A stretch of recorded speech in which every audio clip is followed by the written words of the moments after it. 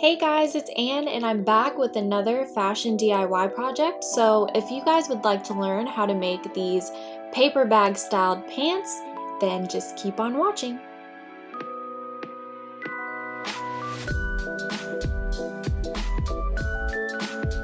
So here are the materials you're going to need. I have some flannel fabric and some jeans that I already liked the fit of. They're high-waisted, but they're also like not too tight and not too loose at the same time, so I figured they'd be perfect for this project. I have some scissors, some pins, and some garter, and you're obviously going to need a sewing machine and some thread. Now, this fabric was actually some leftover fabric that my sister had in a pile of fabric that she's not using anymore, so I don't necessarily know the measurements, but when I held it up to my body, it seemed like it was enough to make some pants, and sure enough it was. So I already folded it over once, and then I'm gonna fold it over again, hamburger style, oh no, hot dog style, and so that you have 4 layers of fabric to work with. And then once it's nice and flat, put your jeans up over top it, and then make sure you have about like 3/4 of an inch or an inch around the edges of your pants to work with, and then move it down about 5 or so inches so that you have some extra fabric to make that paper bag effect. And then take your scissors and just cut around the perimeter of your pants, but like I said, making sure you're leaving some seam allowance. So here I'm cutting around the crotch area, the inside of the pant leg, and the outside. So when I was doing the outside, I didn't cut exactly around it at the top because I wanted to make sure that I had some extra fabric just to make that cinch effect at the top, you know? So here I'm showing you I have 4 of those pieces, but you're actually just gonna need 2 so that you can pin each side together. And to start out, I'm just going to be pinning the crotch part of the pants. And I was pretty fortunate with the fabric that I was using because it didn't seem like there was an inside or an outside to the fabric. So when you're working with a project like this, I definitely pay attention to something like that because you don't want to end up with some inside out pants, you know? Stuff like this definitely takes some pre-planning. And then when you feed it through the sewing machine, just go back and forth a couple times at the beginning of your stitch, just so that you know that your thread isn't going to become undone later on. So after you have the crotch part of it sewn, you want to open it up and put it so that the inside of the pants is facing the table or the board, whatever it is that you're working with. And I already did the other side so that it would just be faster to show you guys, but you want to face the fabric so that you have the right sides facing each other. Does that make sense, you know? So basically if your pants were inside out, just visualize that.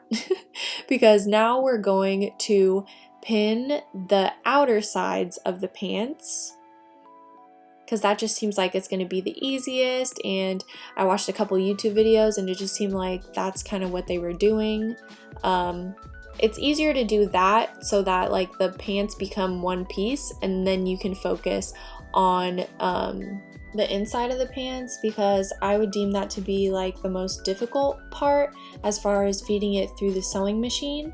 So I already did the outsides. I wish I used some darker fabric or like darker thread so that you guys could see, but I already sewed the outsides together, and now I am pinning the inside of the pants. Start with the very center of the crotch part because you want to make sure that that's centered, and even when you're sewing it, I would definitely start at that point and then just work your way down each side rather than trying to do it all at once, because that could get a little difficult when you get to turning the fabric and all that.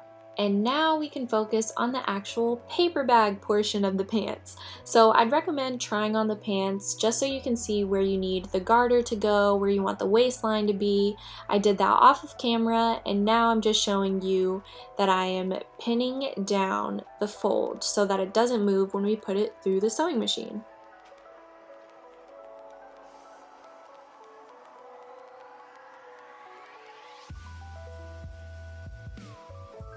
So once you have it pinned all the way down, sew 2 lines so that you could feed the garter through.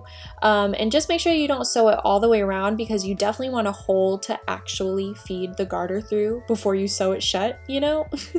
And I'm showing you my little hack. I didn't have a safety pin, so I just ended up cutting a hole at the end of my garter and putting it through that part of the pen so that I could feed it through the pants. And if you ask me, I think that was even easier than just using a small little safety pin.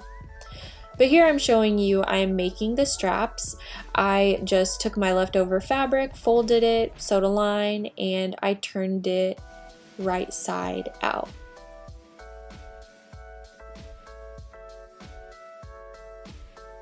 But when it came to the ends of the straps, guys, I got quite lazy. So I just tucked in the frayed ends inside the hole. Then I took this fabric glue, which, hey, it's wash safe. So I was actually quite surprised. It didn't dry stiff at all. And by the time it was dried completely, it seemed like it was mended pretty nicely. So all I had to do was put it in that hole. I pinched it together, and then I took the clothespin to just secure it as it dried overnight. And guys, if I could do this project all over again, I seriously would have just made one long strap to go all the way around the perimeter of the pants. But unfortunately, since I told you earlier that I was just working with some leftover fabric as it was, by the time I finished the main portion of the pants, I didn't have that much fabric to work with at all. So my next solution was just to make 2 smaller straps that I could then sew the ends to on each side of the pants so that we could at least have that tie effect still on the front of the pants. But if I was to do it again, I seriously would have made a longer strap, belt loops, all that. But hey, at least I know next time, you know? So once you pin it down, sew down the sides and let the ends dry overnight. And then once you do that, you can then tie it in a bow, and there you go. So I really hope you guys liked this video that I did for you all. I had a lot of fun doing this DIY project. If you liked it, please make sure you give it a thumbs up.